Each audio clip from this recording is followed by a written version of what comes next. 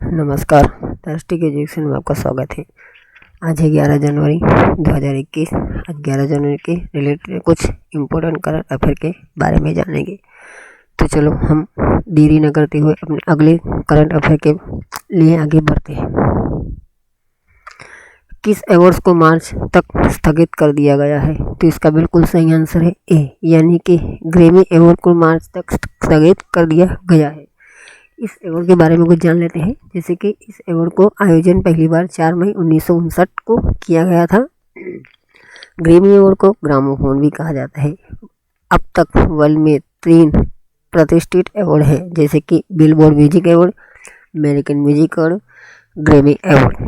जैसे कि Grammy award जो प्रत्येक वर्ष संगीत से जुड़े हस्तियां समेत सैकड़ों लोग आते हैं।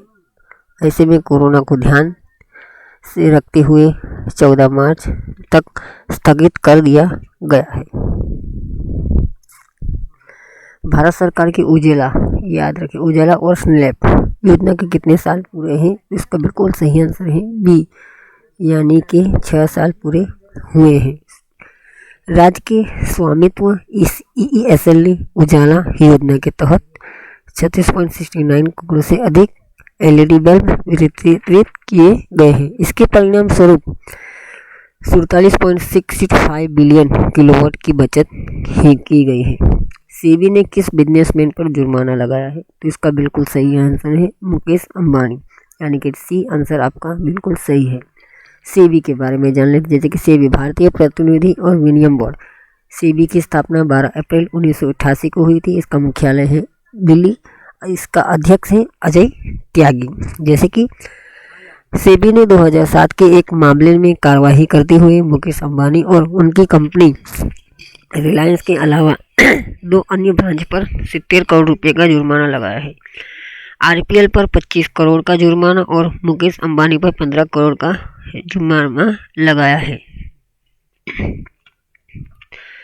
पानी के टावर, यानी कि याद रखिए, पानी के टावर के पर IT उपकरण को किस राज्य सरकार ने स्थापित किया है? तो इसका बिल्कुल सही आंसर है बिहार।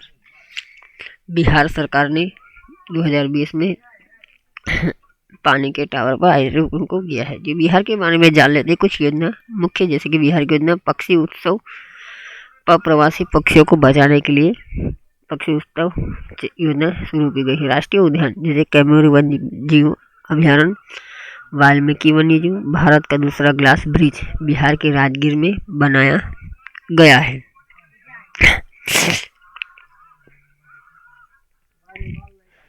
ओलंपिक में स्वर्ण पदक जीतने वाले खिलाड़ी को 3 करोड़ देने की घोषणा किस राज्य सरकार ने की है? तो इसका बिल्कुल सही आंसर है बी, यानी कि राजस्थान सरकार ने घोषणा की है। राजस्थान के बारे में जान लेंगे। राजधानी जयपुर, यानी कि जो गुलाबी शहर के रूप में भी जाना जाता है। स्थापना 1 नवंबर 1956 में हुई थी। मुख्यमंत्री अशोक गहलोत राज्यपाल हैं।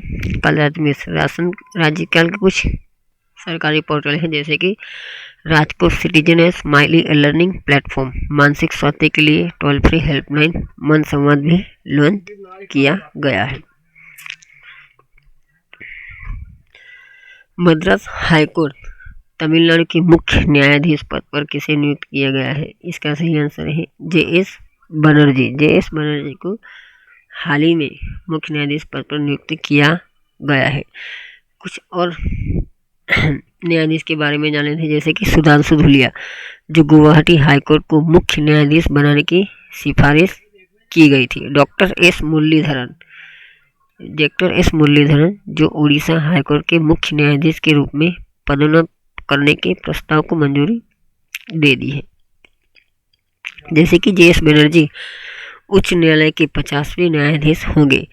2 अक्टूबर 1961 को जन्मे बनर्जी कलकत्ता विश्वविद्यालय से अर्थशास्त्र और लॉ के स्नातक हैं। 22 जून 2006 में स्थायी न्यायाधीश के रूप में कलकत्ता में उच्च न्यायालय पदोन्नत थे। कर्नाटक के मुख्यमंत्री द्वारा किसका शिलान्यास किया गया है? तो इसका बिल्कुल सही है अनुभव मंटपा, यानी कि इसका बी आंसर बिल्कुल सही है। अनुभव मंटपा के बारे में जानना सीखेंगे। अनुभव मंटपा को प्रायः विश्व की प्रथम संसद भी कहा जाता है। अनुभव मंटपा की स्थापना 12वीं सदी में बसव कल्याण ने की थी। जैसे कि इस अनुभव मंटपा की प्रदर्शित किया जाएगा। बसवंता द्वारा अपनी कविता में द्वारा समाज से जागरूकता को फैलावा किया जाएगा। 6 नवंबर 2015 में भारत के प्रधानमंत्री नरेंद्र मोदी द्वारा लंदन यानी कि लंबेत में टेम्स नदी के किनारे बसवंतरा की मूर्ति का उद्घाटन किया गया था। पाकिस्तान ने कौन से रॉकेट का सफल परीक्षण किया है? तो इसका बिल्कुल सही आंसर है फतह-1, यानी कि ये आंसर बिल्कुल सही है। फतह-1 रॉकेट जो इसकी रेंज 140 किलोमीटर है। फतह-1 हथियार प्रणाली दुश्मन के इलाके पारंपरिक आयुध ले जाने में सक्षम है। 6 जनवरी को भारतीय मानक ब्यूरो ने अपने कौन सा स्थापना दिवस मनाया है? तो इसका बिल्कुल सही आंसर है सी, यानी कि 74वां स्थापना मानक दिवस मनाया है। प्रमाणन संस्था, मान्यता प्राप्त परख और हॉलमार्किंग केंद्र जैसे कि मानक ब्यूरो 2000 से सोने और 2005 से चांदी के आभूषण में व्यवस्था लागू किया गया है। इसके महानिदेशक श्री प्रमोद कुमार तिवारी, BIS के अध्यक्ष हैं श्री पीयूष गोयल। भारतीय मानक ब्यूरो जो प्लेटिनम, स्वर्ण, रजत आदि बहुमूल्य धातुओं आधिकारिक लगाया जाने वाला आधिकारिक चिन्ह है जो उसकी गुणवत्ता प्रमाणित करने के लिए लगाया जाता है। पहला खेलो इंडिया स्पोर्ट्स स्कूल कहाँ लॉन्च किया गया है? तो इसका बिल्कुल सही आंसर शिलांग, यानी कि बी आंसर बिल्कुल सही है। केंद्रीय मंत्री किरेन रिजिजू ने मेघालय के Shillong Assam rifle public school ARPS को शुभारंभ किया है। पहला चरण 2017 में किया गया है, इसका दूसरा चरण 2018 में किया गया है। जैसे कि खेलो इंडिया की कुछ प्रमुख विशेषताएं हैं, जैसे कि देश में खेलो इंडिया को बढ़ावा देने के लिए इस योजना में शामिल होने वाले खिलाड़ियों की संस्था हुनर को नया मुकाम दे पाएंगे। स्पोर्ट स्कॉलरशिप की व्यवस्था करना है, महिलाओं को समान अवसर प्रदान करना है। बर्ड फ्लू को किस राज्य सरकार ने राज्य आपदा घोषित किया है? तो इसका बिल्कुल सही है केरल सरकार ने। केरल सरकार में हाल ही में अपने भारत देश में बर्ड फ्लू का ज़्यादा वायरल फैला हुआ है, इसी के लिए देखते हुए असम राज्य सरकार ने राज्य आपदा घोषित किया है। असम की कुछ योजना के बारे में जाना जाए कि परिवर्तनम योजना, नमद बसई प्रोग्राम, खाद्य वन परियोजना, किसान कल्याण बोर्ड, एक दरवाजा वितरण योजना। केरल को मसालों का बगीचा भी कहा जाता है।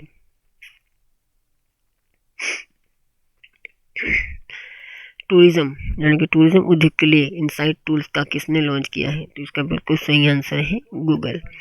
गूगल के बारे में जान लेते हैं कुछ। स्थापना 4 सितंबर 1998 हुई थी। इसका मुख्यालय है कैलिफोर्निया, USA। संस्थापक है लैरी पेज, संग्राही ब्रिन। इसके CEO हैं सुंदर पिचाई।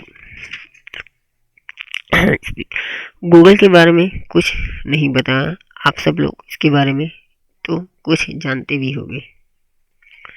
पंजाब ने कौन सी योजना लॉन्च की है? इसका बिल्कुल सही आंसर है A और B, दिया दिलौड़ी यानी बसेरा। पंजाब घर घर रोजगार योजना, पंजाब स्मार्ट कनेक्ट योजना भी लॉन्च की गई। इस योजना को जनवरी मास की बालिकाओं को संबोधित किया गया है। स्कूल और कॉलेज की छात्राओं को मुफ्त में सैनिटरी पैड भी देने की घोषणा की है। इसके अलावा झुग्गी वासियों के लिए बसेरा योजना भी लॉन्च की गई है। प्रवासी भारतीय दिवस कब मनाया जाता है? तो इसका बिल्कुल सही आंसर है ए, यानी कि 9 जनवरी को प्रवासी भारतीय दिवस मनाया जाता है। पहला भारतीय प्रवासी दिवस 8-9 जनवरी को 2003 को नई दिल्ली में आयोजित किया गया था। इसका विषय है कंट्रीब्यूटिंग टू आत्मनिर्भर भारत। इस दिवस को मनाने का मुख्य उद्देश्य यह है कि विश्व के 110 देशों में अप्रवासी भारतीयों का एक नेटवर्क बनाना है। भारत की युवा पीढ़ी को अप्रवासी भाइयों से जोड़ना है। भारत का दूसरे देशों से बनने वाले मधुर संबंध में अप्रवासियों की भूमिका के बारे में आम लोगों को बताना है। नई शक्ति शांति योजना को किस कंपनी ने शुरू किया है? तो इसका बिल्कुल सही आंसर है LIC। दुनिया की भारत की सबसे बड़ी गवर्नमेंट कंपनी यानी कि insurance company LIC, life of insurance of India, ने हाल ही में 2020 में यानी कि जनवरी में नई शक्ति नई योजना का शुभारंभ किया है। LIC यानी कि इसका स्थापना दिवस 1 सितंबर 1956। इसका मुख्यालय है मुंबई। अध्यक्ष है MR कुमार। फ्राइट बिजनेस डेवलपमेंट पोर्टल किसके ने लॉन्च किया है? इसका बिल्कुल सही आंसर है डी, यानी कि पीयूष गोयल ने freight business development portal launch किया है। भारतीय रेलवे ने कारोबारियों को बेहतर सर्विस देने के लिए फ्राइट बिजनेस डेवलपमेंट पोर्टल शुरू किया है। इस पोर्टल पर जाकर अपनी कंसाइनमेंट की ऑनलाइन ट्रैकिंग कर सकते हैं। रेलवे का लक्ष्य है कि अगले 10 साल तक जुलाई में हिस्सेदारी 45% तक हो जाए। जैसे कि हमने आपको करंट अफेयर के बारे में बताया है, ऐसे ही करंट अफेयर के और नई अपडेट पाने के लिए हमारे चैनल पे बने रहे और लाइक, सब्सक्राइब और बेल आइकन बटन को जरूर दबाएं। तो नई अपडेट रोज जैसे पाने के लिए आप सभी को दिल से धन्यवाद। जय हिंद, जय भारत।